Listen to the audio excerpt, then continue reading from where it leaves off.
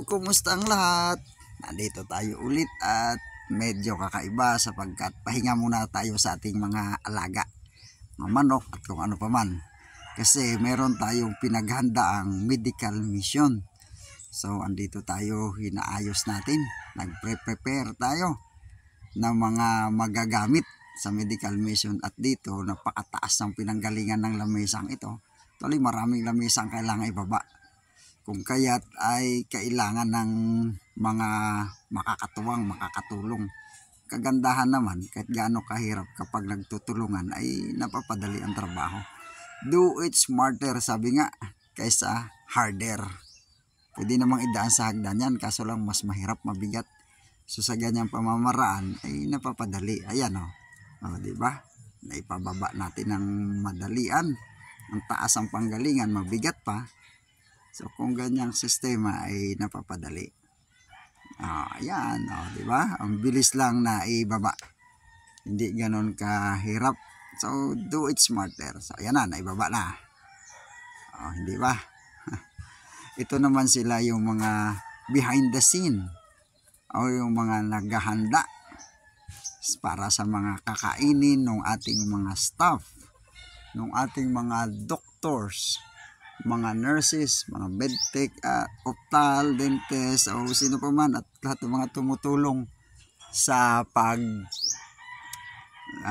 tumutulong doon sa ating medical mission. Ayan, yung masisipag na mga SAS Riders Club members, yun, tumutulong sa ating pagbubuhat. At ayan, hindi pa masyado, kaunti pa lang ang mga tao, pero may mga pumipila na maaga pa masyado. Ayan si Architect Clarito Mabituin, Homeowners President. Good morning, at ito ang kanyang mga makakatulong. So ayan yung mga estudyante from Adventist University of the Philippines. Ayan naman ang isa sa mga professor sa College of Nursing, tumutulong, nag-a-assist. So kailangan talaga ng mga katulong. Ito naman ang mga kabataan na masisipag na tumutulong. Sa registration sila, nire-register yung mga gustong magpagtingin kung ano man ang kanilang papatingnan sa medical mission. Merong mga papabunot ng ngipin, meron ding mga kabataan na magpapatuli, meron namang tumataas ang BP o general check-up, o meron mga pedya. Patulad yan, ayan, ina-assist sila ng isang registered nurse natin. So, tinitingnan kung ano ba ang kailangan, ano ang maitutulong sa kanila. Hindi pa masyado, kaunti pa lang talaga ang tao kasi maaga pa. Ayan, yung mga tumutulong, mga kabataan, masisipag. Ang sisipag, maganda talaga kapag pinagtutulungan ang gawain, napapadali kahit gaano kahirap. Kahit gaano karaming trabaho, dumadali kasi katulad ng mga yan na mga masipag tumulong, nag-a-assist kung anong kailangan gawin. Ito naman, papatingin ng dugo si ate, baka matamis na masyado, blood sugar testing, baka diabetic na, mahirap na. Ito rin, baka naman high blood na, mataas na ang pressure ng dugo. So, dapat papacheck na. Aabangan natin. At tawag ito, ipiprevent natin. Uunahan na natin siya. Kaya imomonitor natin. Papacheck up tayo lagi. Dito naman sa mga pedya, halos wala pa silang pasyente. Ito ang pinilahan ng marami. Ang libreng gamot. Itong mga kabataang ito, masisipag na tumutulong, nag-a-assist sa kanilang makakayang gawin. Masisipag yung mga yan. Kung ano kanilang kayang gawin. Ayan si ate. Ayan. Medyo dumami na. Kasi libre ito. Itong medical mission na ito, wala itong bayad. May mga minor operation na ginawa. Bunot ng ngipin. Actually may gupit pa nga rito eh. May gupitan pa, hindi na lang na videohan. Pero ang pinaka-highlights dito ay ang tulian. Mamaya makikita. Diyan sa portion na yan. Ito. Ina-assist sila. Marami ito. medical consult. So wala pa yung doktor dyan. Ito yan, amo po, yan tuli, yan ang highlights, yan ang pinakamaraming positive. Ayan sila oh, matatapang ha. Tingnan natin namaya kung ano ang mangyayari. Malakas ang loob nyo ha. Ayan sila, mga nakapila, wala pa yung kanilang doktor. Dito naman ay eye test. Oh, wala pa, hindi pa dumating si doc. Dito ay dental, ay maaga nag-start yan. Nandyan naman yung minor operation.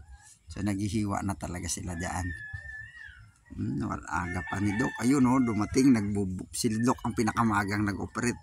Dr. Aba, napakabait na doktor. At saka may mga ibang dentist din na dumating. At yan yung kanyang mga staff tumutulong. Ayan, mga registered nurse natin. Ayan, hindi pa masyado. Dito naman ang Red Cross. Oh, sila yung mga hihigop ng lakas. So, marami rin nag-donate ng dugo. So, kailangan din natin mag-donate ng dugo. Ayan, sa ngayon ay wala pa, maaga pa. Dito nag-blood type sila. Tinitingnan ko ano. Saka meron din tayo free legal consult. Ayan si attorney.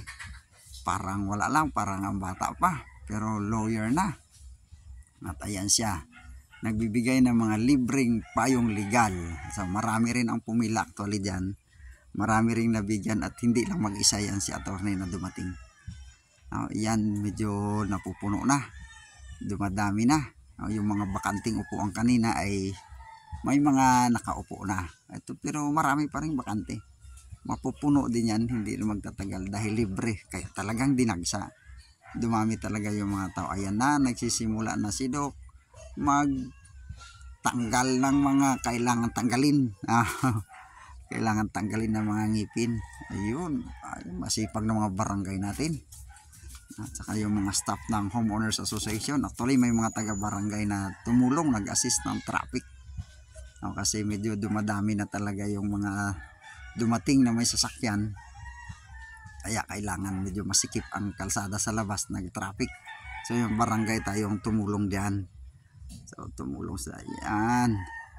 May mga nagpapakonsulta na, may mga nagbi-video rin. At tulad din natin. May mga pumipila na. Yan, medyo pila na si ate. Ano kaya pinipilahan ni ate? Ayan, dumadami na. Unti-unti nang lumagsa ang mga tao. Yun na, marami-rami na. Kasi libre nga. So ito ay pakipagtulungan ng Adventist University of the Philippines, College of Health, College of Dentistry, College of Nursing, at saka ng kanilang medical staff. Meron din galing sa Manila Adventist Medical Center at of course ng Imperial SDA Church, nagtutulungan, at ng barangay at ng Homeowners Association. So marami ang tulong-tulong kung kaya naisagawa. Akala ay mahirap, ngunit pag nagtutulungan madali na isasagawa. Lalo na marami naman tayong mga registered nurse, mga doktor na dumating. Salamat sa kanila. At maraming napagsilbihan. Ganun, pagka marami ang nagtutulungan, marami ang napagsisilbihan, marami ang napapasaya. Tulad niya, tinimbang si Utoy, baka may problema sa timbang. So mga kabataan din ang timbang, madali lang naman kasi digital naman, babasahin lang naman nila yan, saka isusulat, kaya wala namang problema. Accurate naman ang kanilang pagbasa ng timbang kasi digital naman yung timbangan. Sa mga kabataan pa, so pumapractice na, masipag at napapakinabangan na natin sila. Yan, so maaga pa natin sila tinitrain mag-serve. Tulad nito mga taga Philippine National Red Cross, bakante pang kanilang mga higaan, wala pang humiga. Pero maya-maya lang ay meron na rin yan. May mga nagnanais din magbigay na libre ng kanilang mga dugo. So, ayan yung mga staff ng Philippine National Red Cross, mga nakapula. Ito naman yung mga ina-assist yung ngipin. Tinitignan ni Doc kung alin ang ngipin na kailangan tanggalin at kung ano ang kailangan gawin. So tama, magulang ang tuturuan, para ang magulang naman ang magtuturo sa kanilang anak kung paano gawin. Ayan. Ito mga kinakapa-kapa, mukhang nabunot na. Ayan, tinitingnan ni Doc. tinuturo sa magulang, sa tatay. Ganun talaga ang dapat. Ayan, si ate nagpapakonsulta na. Yun, si tatay din. May mga seniors lane. Nandito sa seniors lane. Ayan sila, mabilisan yan. So BP, kung ano mang kailangan ibigay. Ayan, yung mga senior natin. So mabilis ang pag-assist sa kanila. Alam naman natin itong mga seniors laging inauna. Yun na, sinasabi ko. Meron nang nagbigay ng kanilang dugo at wali dumami ito. Marami talaga na puno yung kanilang higaan at hindi na lang natin nakuhanan. Kasi marami rin naman talaga ang nagnanais na tumulong. Hindi lamang laging hingi. So dito, pagbigay ng dugo ay isang tulong na makatulong ka ng libre. Hindi mo kailangan gumastos kasi yung dugo mo ay libre at saka magbi-benefits ka rin kapag ikaw ay nagbigay ng dugo. So, pasalamat tayo sa mga nagbigay na yan. So, ang Philippine National Red Cross ay nakalikom din ng mga iba't ibang type ng dugo galing sa mga nag-volunteer na magbigay ng kanilang mga dugo. So, ayan o. Yan, sisimulan natin. Nalian na. At tutusukan na. Hihigo pa na ng kanyang dugo. So, okay lang yan. Ako nagbibigay din ako ng aking dugo pagdating sa mga ganyan. Lalo pag hindi puyat. Pero pag puyat ay nagpapas muna ako. Ayan yung ating mga barangay. So sila ay tumulong sa pag-assist din sa atin. Ayan yung mga barangay natin. At kailangan natin ang kanilang mga tulong. So nandyan din yung iba sa kanila ay pumila din. Magpabunot o magpapacheck kung ano man. Pero yan ay tumutulong sila. So kailangan din natin silang i-attend kung ano ang kanilang kailangan. May tulong natin. So ito ay mauulit pa sapagkat masaya tayo na marami tayong napagsilbihan. So yan tayo kapag nakakapagsilbi, natutuwa at gusto nating ulitin. Nais nating mag-serve pa sa mas marami at kung maaari palagi. Hanggat kaya natin. Ayan si ma'am, yan yung mga nurses natin. Ayan, tinitingnan natin yung mga yan sila, matatapang. Papatuli daw sila. Titingnan natin.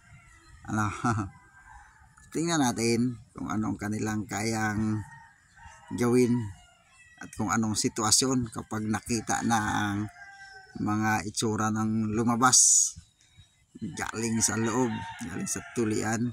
Ayan o, wow, paika-ika na, success. Success na siya.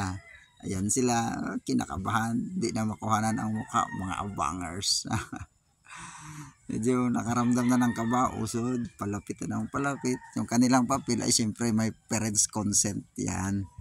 Kailangan mayroon tayong pahintulot sa kanilang mga magulang na sila ay atin ang tutuliin para sa kanilang kalinisan, para sa proper hygiene. Ika nga, ayan sila, medyo kinakabahan na. Actually dito talaga marami ang mga batang medyo nag-alangan pero napapahiya sa mga kalaro, kaya nakakantsawan ay tumuloy pa rin. Nakakantsawan sila kaya tumuloy pa rin sila. Bali itong medical mission na ito ay inabot tayo ng ulan dito, pero tuloy at marami pa rin ang dumagsang mga tao kasi nga libre. Magkano ito kung papabayaran? So habang may gumagawa ng libre, ayun umulan nga, lakas ng ulan, bumuhos. Ay open ang paligid natin, wala itong dingding, open court. Kaya nung bumuhos ang ulan, usod-usod lang ng konti. Mabuti nga at hindi humangin ito. Kung humangin, basa ito sa loob. Kawawa yung mga staff, sana natin na tumulong, lalo na yung mga pasyente. Iba rito ay medyo hindi okay ang pakiramdam, mababasa pa ng ulan ay lalong mapapasama. Yun, lumakas ang tulo ng ulan. Umulan pa talaga. Umulan pa pero okay naman at lumamig ang panahon, hindi mainit gawa nung umulan.